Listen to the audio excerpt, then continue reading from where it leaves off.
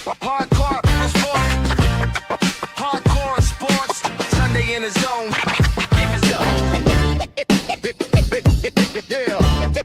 Yeah, welcome home. Hey.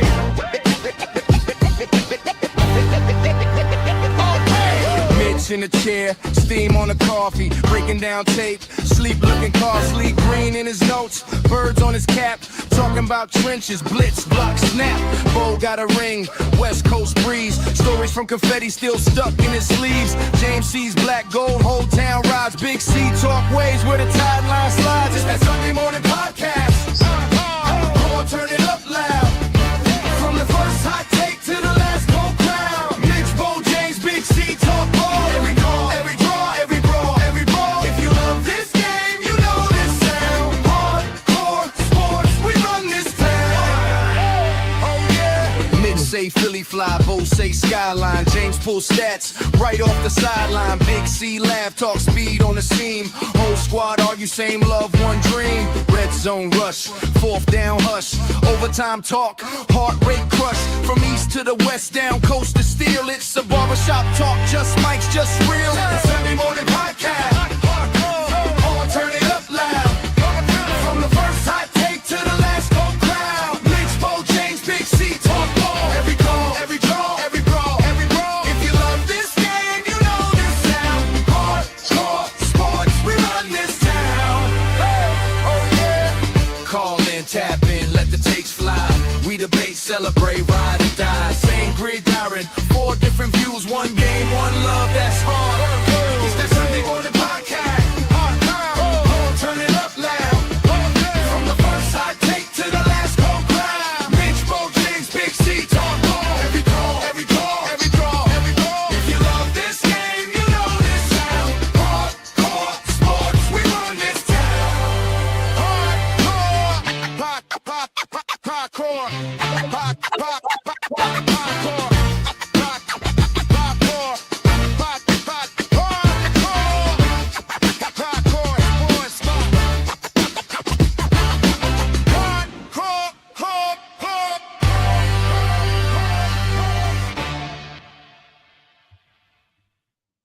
Hey guys, what is up? Welcome to the NFL Sunday Morning Show. I'm here with my guys Nicky Steeds, Football Talk with Bo, and James from Steelers by the Lake Podcast. How you guys doing? Doing good. Good to see you guys. Doing good as well. Yep, good to see everyone. It feels nice to be back again.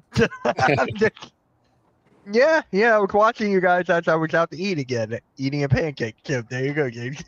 Eating a pancake when you guys were Hey, I talking. made blueberry pancakes this morning, so I get it, brother. There you go. I had a All right, pancake word this morning up. too. Pancake this morning too. But Nikki, man, do you have the first segment ready? Do you have it, or you got me, or you want me to do it? Because I got one. If you need it. Go for it, Mitch. All right. Let's pull this up real quick. What is up to everyone in the chat? West Coast, Gina, everyone in there. What is up? So I found this graphic ranking the best wide receiver duos in the NFL. This came out on not January. Oh my God, June 24th. You guys want to guess who was the number one? I think it's pretty much self-explanatory on this one. I mean, it's going to be Chase Higgins, right? I assume. That's 2. Interesting. Chase and Higgins are 2 on this one. Okay. It's actually kind of maybe not. Maybe not. Damn. But Okay. I can't imagine it's Jordan, Justin Jefferson, and Addison. That can't be it. No, they're 5. Yeah. Yeah, and it's not going to be JSN and Cup. JSN and Cup, where are they? Puka? Oh, they're 7th. They're 7th. Puka. Puka and Devontae? Yeah. Puka and Devontae are 1, yeah. There you go. Yeah, Puka and Devontae are 1. But, Nikki, our Eagles are 10. Devontae Smith and Mekhi Lemon are 10. And I'm like, Well, okay. A rookie? A rookie. Yeah, a well, rookie. we have time to change that. Hopefully higher on the list. Yeah, well, A.J. Brown is 6 with Dobbs. Are you kidding me? Wow. All right. Yeah, it sounds like an interesting list. It really, really does. Metcalf and Pittman are 16. on And that that one. seems high. Yeah. Well, it only goes up to 16. Okay. They're like, we can't not have him on the list, I guess. So, all right. Fair enough. They're probably Yeah, just worried about getting beat up because there's some of the bigger dudes in the receiver Right. room. And they might. Yeah. Especially DK. Right. Yeah. All right. So speaking of wide receivers, let's just get right into it with Brandon Ayuk and that whole thing going on. So I'm gonna start off with Bo on this one, man. Let's talk about it. Brandon Ayuk and the 49ers. What's going on over there? Just a disaster when it comes to all of that. Right. I mean, the organization have clearly mentally moved on, but they're not gonna reward him by just cutting him. Like they want for him. They'll absolutely just make him miss time because it's no skin off their back. They got rid of all of his guaranteed money. If they want to just waste a barbecue a spot to be petty, I'm with it. You gave this guy everything he wanted, and he couldn't bother to show up to meetings, right? So I don't feel bad for the guy. I mean, you didn't want to be there. You signed there anyway. You still didn't want to be there. You became a problem. This isn't basketball where you're like, I signed a max and I'm going to force my way out anyway. This is football, and you got to play ball a little bit. So I don't feel bad for him. Yep. All right. James. And this is exactly why wide receivers get traded from team to team all the time. The only problem for the Niners is they didn't do it while there was still value. I don't know how many teams really want to mess with Ayuk now because he's been nothing but a headache for like 3 years now. So I don't even know how much film he's put out in the last couple of years because he's been missing so much time with his shenanigans and injuries and whatever all. So, yeah, that's just what a mess, man. This is one of those moments where the phrase it's a privilege, not a right, starts to come into play. Absolutely. Yeah, you are absolutely a gifted player. You're an incredible player, but it is still a privilege to play in the NFL, and you do need to act like a professional. And if you decide that you're just real quick to Arku's point, yes, Antonio Brown was, but while he's a good receiver, he's not on Antonio Brown's level. He's not going to be afforded as many passes. To be fair, his head case isn't on Antonio Brown's level either. So, we haven't seen him freeze his feet or run through the end zone without his jersey on. So, I mean, his high isn't as high, but his low isn't as low either. So, It's crazy, but it just feels like it's always something with these wide receivers. It's one or the other. It's multiple. Who the hell knows? It's never gonna end. It is never gonna end. But Nikki, you got anything to add, or is that pretty much it? Go for it. He made his own grave figuratively, and he can lie in it, playing all these games, and especially considering he's been unavailable too. When you're not, availability is your strongest asset in any sport, and when that's no longer a trait, you're not going to get as much leadway to play these little games. And it kind of reminds me of Hassan Reddick, not in regards to you signed with a team or you're with a team and you choose not even to play. Similar to what he did with the Jets, somewhat. But Perea, you know what? He's going to get what he deserves from it now. This is what you get for playing. It's that old saying, play stupid games, win stupid prizes. Well, he's learning that lesson the hard way now. I guess the 49ers just said good riddance. It's like, hey, we got a talented team. We're hoping that Mike Evans comes in and still can make a splash. And like, hey, we're just going to move on and get ready for the season. They were fine without him anyway. Yeah. I mean, they had their whole team get hurt and him not be around, and they were still a double-digit winning team in the final four of the, NFC. So, I mean, they don't need it. And honestly, hats off to the Niners for kind of sticking it to him at this point. Mm-hmm. Like you said, Bo, don't give him his release. Let drag it out as long as you can. He's going to pile up so many penalties from not showing up to camp that you won't have to cut him a check anyway. So what's the point? They already don't, since they got rid of all the guarantees, right? So, I mean, he has to show up to get anything, and he's not doing that. So, the only thing that, is a bummer from the organization side is they have to keep talking about it, right? Yeah. Because the media is like, hey, what's going on? And, they still have to deal with it in that facet. But, and then, of course, as a team that's in their division, I love messy, noisy off seasons for division rivals because it means they generally don't have a great season. Hey, Amen. I'll take it. Eagles fans cannot stand 49ers and everything, so I'll take it.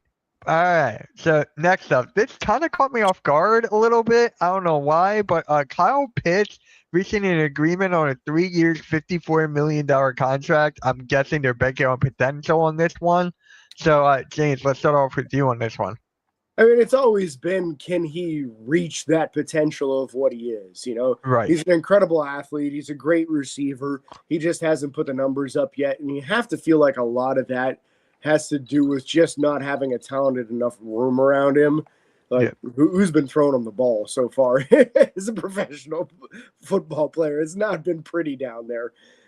So I think he hasn't been able to command top dollar. I don't know what top dollar is in the tight end industry right now, but I feel like that probably was not top dollar in comparison to other guys. It's still a very good wage. It's going to be in that top 5 probably, but had he had better quarterback play, we'd be talking on the north side of $20 million a year, I think, on this contract. So you have to sign him. He's an incredibly talented player, but you also need to start investing a little bit better on someone throwing the ball to him that's a little bit higher skilled. Yep. Bo? Yeah, no, I mean, I think it was a good contract. I mean, you couldn't let him go. I mean, and to James' point, it hasn't been great quarterback play going to him. So, I mean, imagine if he would have had one of the, 4 elite guys in the league, we're talking about him getting the biggest contract ever, probably. So, but, sometimes fit is what it is. Yep. Exactly. Nikki? I mean, and we've seen the flashes of potential from him, too, even with quarterbacks such as, I mean, let's be honest, probably his best QB was Matt Ryan in his final Atlanta season during his rookie year. That's pretty sad indictment of the Falcons QB situation. And last year, he still had a really good year statistically. So he gets some benefit of the doubt, too. But it's just like, yeah, imagine if he had a better quarterback throwing the ball. He would certainly get more targets. And he'd be considered probably the number 2 behind, well, he is behind Drake London, but he doesn't have the stats to show in part because of, like you said, who's his quarterbacks? Michael Penix, Desmond Ridder, Marcus Mariota. I mean, Kirk Cousins in his late 30s. Not exactly the cream of the crop. It's not like he's got, even Rodgers or say, Mahomes, Jackson, Burrow throwing him the ball. But, it's a nice deal with him. He's been one of the reliable players for the Falcons. Good for him. Now, if the Falcons could just fix their QB situation, they'd probably have a chance of contending in that NFC South. But yeah, but I mean, the talent on that team, they should be winning that division. Right. Right. I mean, Bijan Robinson is arguably the best running back in the league right now. So with him, Kyle Pitts should be getting more targets because everyone's be focusing on Robinson, London, but how many years has Kyle Pitts been in the league? 3? 3, 4? Here, I got it. I'm actually curious. Well, they just signed him, so this has got to be going into year 5, right? Yeah, he's going into season 6. Wow. Yeah, doesn't even feel like it. It doesn't even feel like it. And he's only 25, so yeah, lock him up, man. I remember when he was entering the 2021 draft, there were some fans hyping the idea of him joining the Eagles. That's just crazy how time flies. Telling me it's crazy. It's crazy. Now, speaking of another tight end, the Jaguars just signing star tight end Brenton Strange. I still can't pronounce his last name. Strange. 3 years, $48 million. Good for him. I guess. I mean, it is Jacksonville. He has the most overrated quarterback in the NFL, throwing the ball on Trevor Lawrence. But it is what it is. But we're gonna start off with Nikki on this one. How do you feel about this one? Who was it again? Brenton's. What is it? Strange? Yeah, I read it. Brenton Strange. There we go. I mean, yeah, I mean, he's got talent, but he's not the best receiver in the league or even on the team. You still got Parker Washington, who's the gem of that team. So it's like, all right, solid receiver, but it doesn't really catch. It's not really a world. What's the word I'm looking for? It's not a game changer or a significant long-term lockup for Jacksonville because it's like, yeah, I get it if it's a big name, like if it's, say, JSN or someone like that, but nah, it's not necessarily that situation. So it kind of is what it is. See how it plays out. Yeah. All right, James. I'm proud of him, man. I love Brenton Strange at Penn State. He was a fun player. In a good, like, all-around tight end. If you needed somebody to catch the ball and get some yards after catch, he did it. He was a good blocker. So I'm ecstatic for the kid, for him to get a second contract like this, and it's such a lucrative one at that. I think it's a great signing for them. You want to have good pieces in the tight end room that can do everything. And he's an extremely versatile dude. He's strong. He can block. He gets yards after catch. It's a very dependable, very solid player that sure, are there better tight ends in the league? Absolutely. But if you've got a guy like him as your number one tight end, you're probably not looking to upgrade from him in the draft either. So you at least have that position solidified. Maybe you look for some guys to back him up for your two tight end sets or whatever. But I really like Brenton Strange, so I'm real happy for him that he got this. Bo? Yeah, no, I'm with James here. Like, I think he's actually even in a good spot, right? Whether you like Lawrence or not, he gets himself in trouble, so he needs his tight ends. So he's going to get his targets. So, no, I think this is great for them. He is good enough that, to James' point, they're not going to be looking to upgrade from him. They kind of have that worked out. They will likely be looking at more protection as opposed to trying to upgrade at tight end. So, yeah, no, I like this for him. This is a good situation for him to be in. Yeah. So his 2025 stats, he had 46 receptions, 540 yards, and 3 touchdowns. So only 25 years old. He's got a ton of time to get better, to live up to that potential. So I'm happy for him. Really. I'm happy for a Penn State guy. Wow. Okay. What have I got wow. That was only 12 games Yeah. for him. We missed some time last year. So, those are decent numbers, but that's only 12 games. So imagine a full season, he probably would have got the 60 catches. Excuse me. True. Now we got to get into this. And I do have something for maybe toward the end. Towards the end. Okay. All right. Whatever. But go for it. Okay. Should the Colts actually trade Jonathan Taylor? Should they actually trade him and move on from him? Or no? We're going to start off with Bill on this one.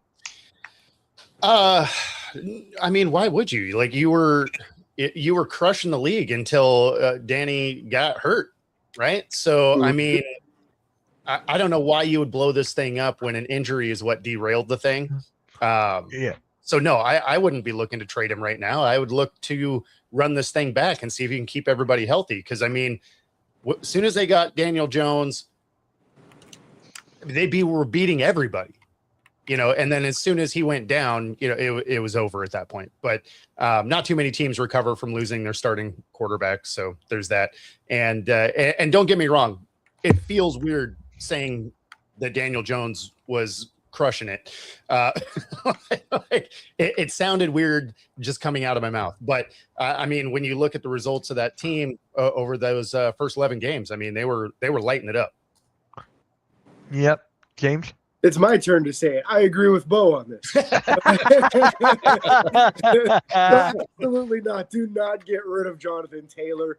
You had one heck of a thing going on last year until it became derailed with injuries. And again, like I'm going to sound like a broken record here. Most teams, once their starting QB goes down, are just in trouble, especially if your backup quarterback is Anthony Richardson and he's probably playing the wrong position in the NFL.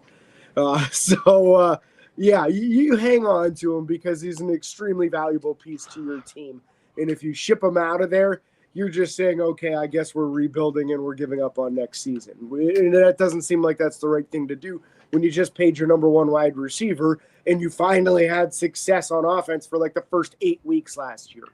So, yeah, I would absolutely not get rid of him. That seems like a horrible time to blow it up. Yep. Nikki. I'm going to ask this question. Did Skip Bayless manipulate the market and propose this idea? Because this sounds like something Skip Bayless would suggest. I'm trying, like, what? Why? Of all the things that went wrong late in the season, why is Jonathan Taylor trades the suggested proposal? Like, that doesn't make sense because that's easy. That's easy. There's not a lot going on in football right now. There's like nothing going on. Training camp is when?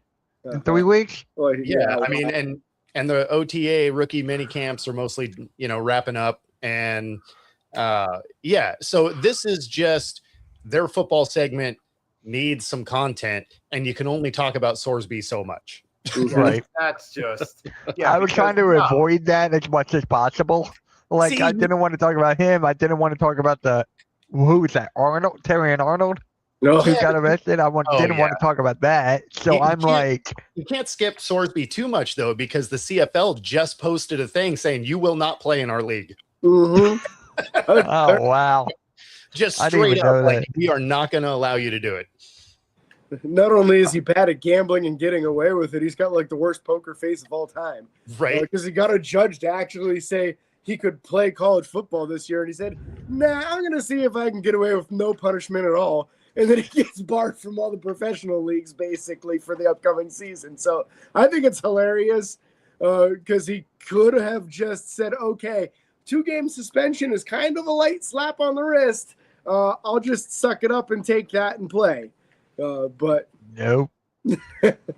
Well, I mean, it didn't help that a bunch of the other teams in college football were like, look, we're pulling you off the schedule. Like, we will not play you. Mm-hmm. And so it became a really expensive thing for Texas Tech, especially for a guy that only had 1 year of eligibility left anyway. Yeah. That's not really something you want to gamble on yourself, pun intended there. But, that is something the NFL doesn't take lightly, though, is gambling, right? Yeah. You gamble on your own sport. In domestic violence, they're like, yeah, it's cool as long as the video isn't too bad. You're betting on football on a team you're on? Yeah, you're never going to play again. So, that's just kind of where they are, and the CFL followed suit. So, yeah, that came out yesterday, day before, where they posted it. They're like, look, you're not playing up here. So his best case scenario is probably the UFL, and that's even if they let him. Yeah. Yeah. Yeah. So back to Jonathan Taylor real quick. He had 1,585. Nah. That's Okay. not So even you had 1,585 yards, 5 average, 18 touchdowns, and 46 receptions. So and he was take a dark that. horse He's only MVP 27. candidate the first 3 quarters of the season before the collapse. Yeah. Yeah. Well, yeah, he was the only piece of the offense. Yeah, people were able to stop him. But yet prior to that, you were starting to wonder if he was going to set the rushing record. Mm-hmm. Yeah. How old is Jonathan Taylor now? Like what, 27, I think? How old is he? Yeah, that's got it. right. 27, 28, something like that. Let's see. Is my guess. Yeah, he is 27. Hey, I got it. Yep. Give myself a pat on the back on that one. I usually get them wrong. I'll take that. But yeah, I don't think he's gonna get traded at all. Speaking of trades, which team should the Bills target at wide receiver? Which team should the Bills target a wide receiver because honestly, they still need help for Josh Allen. So, is there like anyone on the radar you guys would be like, oh, that would be a good fit. Here's a pick or something. Do you guys see anything or no? No. I mean, maybe a conversation with Jacksonville might not be a bad idea. They were trying to ship off what's his name, the former first-round pick. Who? Hunter? No, the one previous, Brian Thomas. Oh, Thomas. Yeah. Yep. They're trying to ship off Brian Thomas, so that might make sense for him. See if they can kind of turn his career back around. His rookie season was incredible. So I mean, there is ability there. The skill level's there. He's a heck of an athlete. Maybe you can coach him up and get him back to what he used to be. I would think you'd be able to get him for a reasonable price too. See, do you need to make a trade though? Because you have guys like Tyreek. Now you probably don't bring Stephon back, but Debo still available out there. In fact, Debo probably even works really well in the system they run, just because of the fact that he can line up just about anywhere. I think there's some free agent guys that you won't have to give up draft picks for that are still around that you can get cheap because they're not on rosters. Yeah. Let's see here. NFL wide receiver free agents 2026. Let's see. Yep. Those are the first three. Tyreek Hill, Stephon Diggs, and Debo. Those are the first three. Yeah, well, I mean, of course, because they're the biggest names, but I mean, they're still highly effective, and it's not like there's no talent on that Bills team, right? So if you go and add one of these guys, I mean, they were effective without one of these guys, right? So if you add this, it just makes them more dynamic.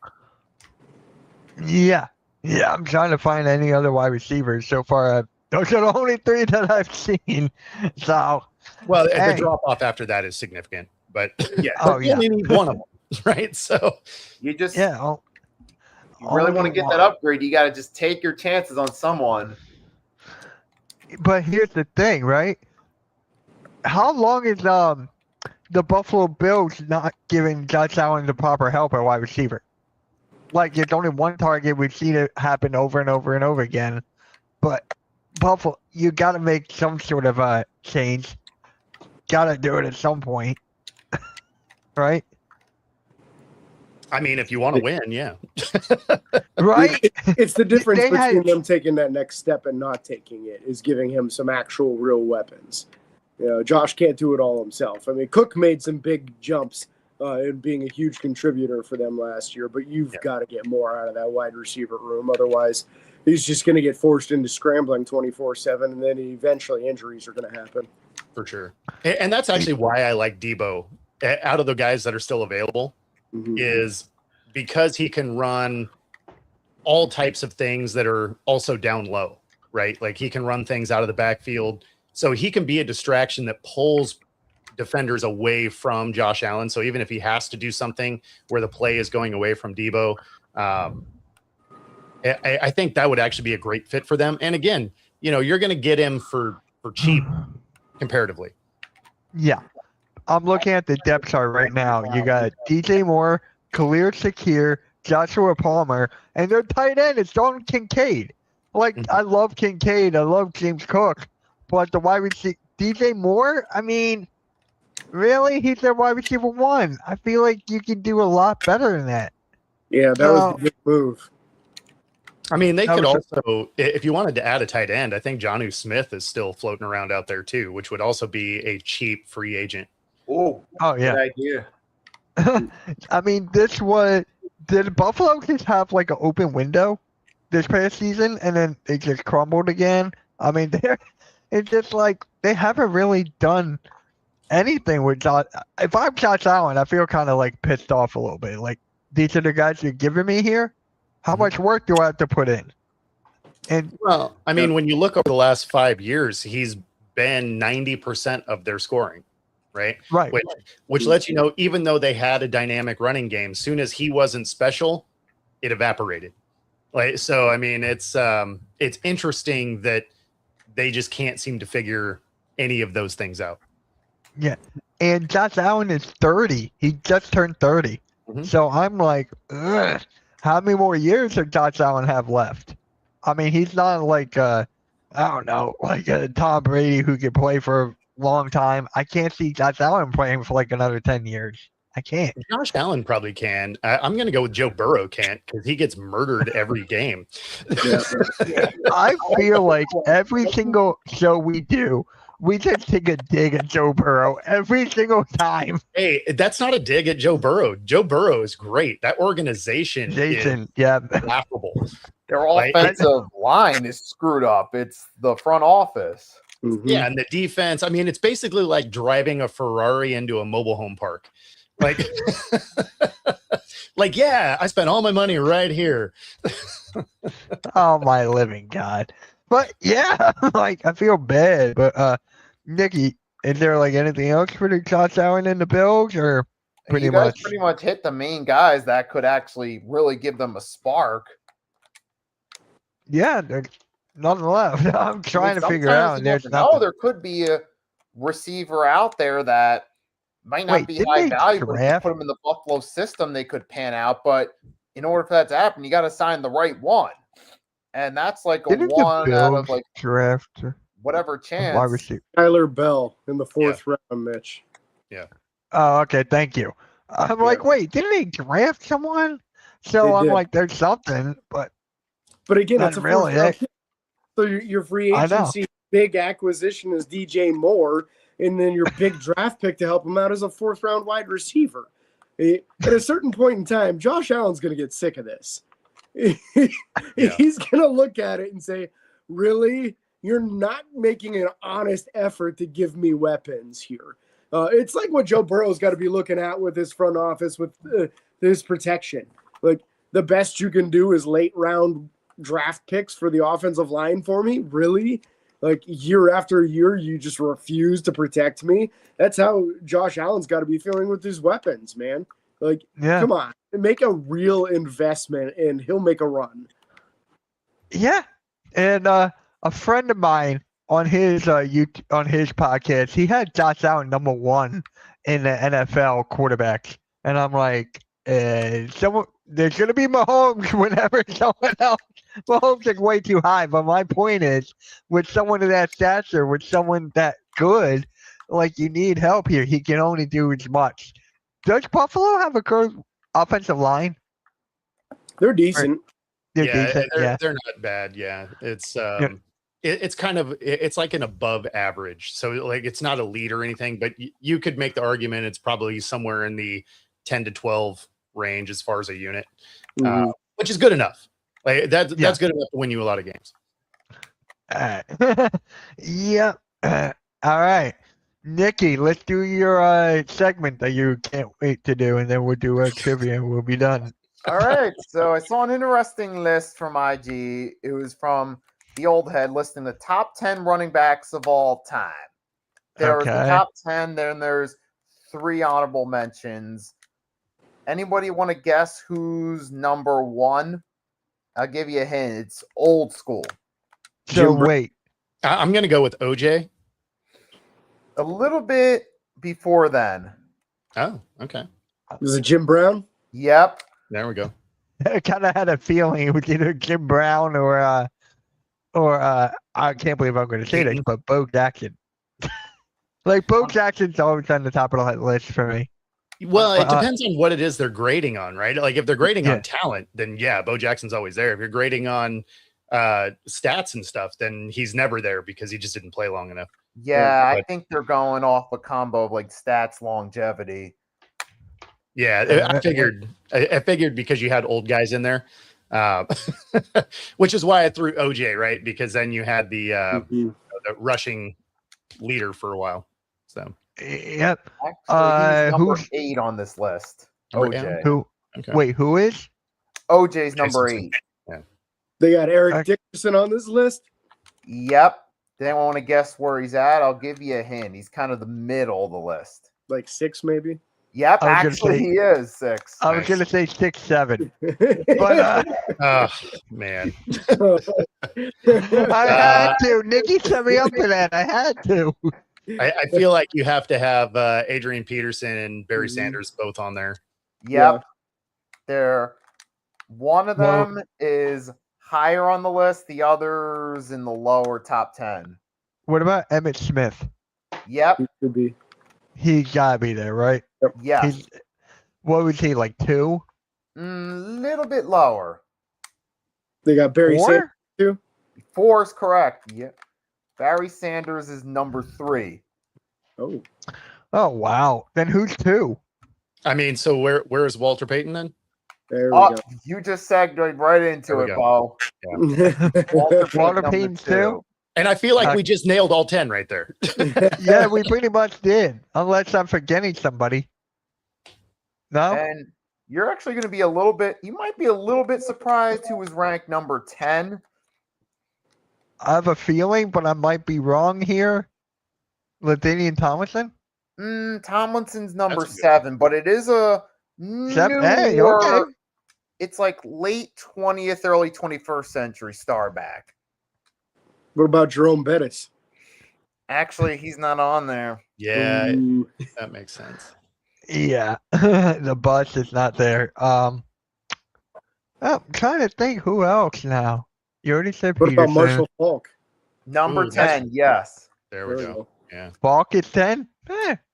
Would not mind that. He was actually that So team where, for the Rams Where was did so fun to Terrell watch. Davis? Where'd Terrell Davis end up? He didn't end up on the list, actually. Huh. Well, I figured he wouldn't be top 10, but I bet he's somewhere in that top 20. Probably, but unfortunately, this only goes to 13, first 3 out. Oh, gotcha. I'll give you a hint for the first 3 out. One's from an AFC team that relocated to a different state. The other was another Dallas Cowboys legend. And then a guy who's played in 4 Super Bowls. We have Herschel Walker as the Dallas Cowboy. Nope. It's before that. From Staubach era. Wait, he's been to 4? Dang. Now, Emmitt Smith's 4. The other Cowboy at 12 played during the Staubach era. Tony Dorsett didn't make it in the Staubach era, did he? He was after that. That's number 12, Tony Dorsett. Okay. Tony Dorsett? Yep. All right. Okay then. All right. All right.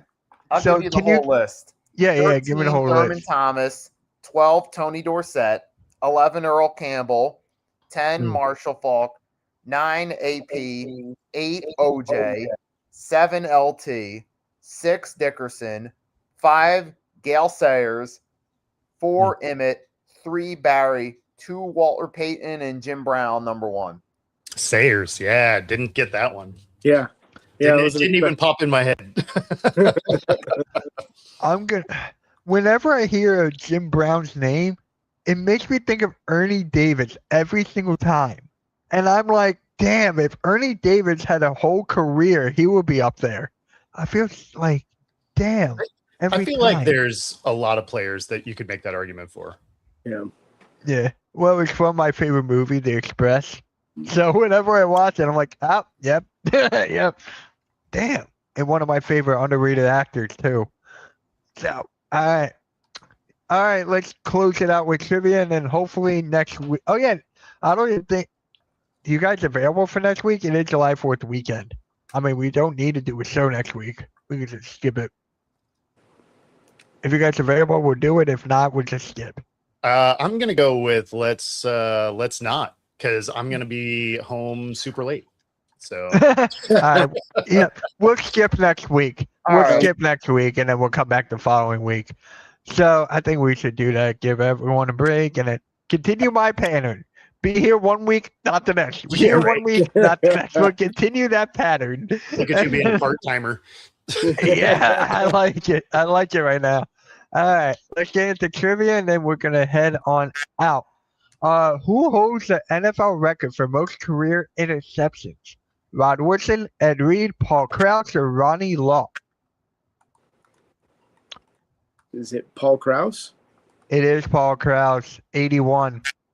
Nice. That's actually kind of crazy coming from him. Wow. Mhm. When I saw this, I thought it would be Ed Reed at 1, but nope. No. Which team drafted Bo Jackson? The Raiders, Buccaneers, Chiefs, Seahawks. Buccaneers. Nick, you got it. The Buccaneers. Yep. And then the last one, which NFL team has the most NFL Hall of Famers? Packers, Bears, Steelers, or Cowboys? Ooh, that's a good one. Yeah. Is it the Packers? Because they've been around for like forever. It's not No, the it's- Packers.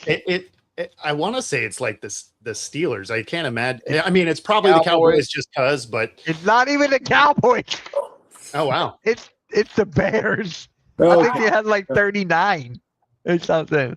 Man, Individual greatness and no team success. Players. Yeah, exactly. Yeah. Individual greatness, no team success. That makes sense. From those 30 players, 35 of them were on the 85 Bears. Exactly. Yeah, that whole team went through. Yeah. Yeah. All right, guys. So hopefully everyone enjoyed this show. We'll be back in 2 weeks. James, what you got coming up? We're going to keep the weekly thing going on Saturday mornings. So wrapping up the position breakdown next week with the safety position. Did cornerbacks yesterday. So we'll keep them rolling every Saturday morning. Steelers by the Lake on YouTube or anywhere you listen to podcasts. All right. Bo?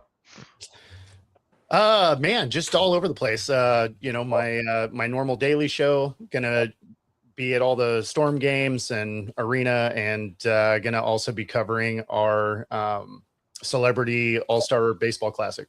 So All right. be all over the place. Oh, wow. Packers have 29 Hall of Famers. Dang. Yeah. And the Bears had more. Mhm. It's actually crazy. All right. Nikki, what you got? We got tomorrow. We got the 3-point blitz at 5:30. We're gonna recap the NBA draft and talk about some of the trades that went down. So stay tuned for that. 5:30. Outside of that, we don't have a whole lot this week. All right. And Kind of that a dog, quieter week. is that a dog there I heard? Or Yeah, that's my tattletale dog. That means somebody's doing something they're not supposed to right now. Better get on it, James. what kind of dog? She's just a hound mix. Almost looks like a mini greyhound. Probably about 35, 40 pounds. Oh, wow. Adorable. All right, guys. So as for me, I got nothing coming up. I mean, NBA draft or not draft. We got all right, fine. Cool Cat Mitch tomorrow.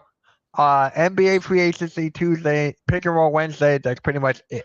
So, yep, bark. With that being said, guys, like, share, subscribe, and we'll see you in 2 weeks. Everyone enjoy your July 4th weekend, and we're out.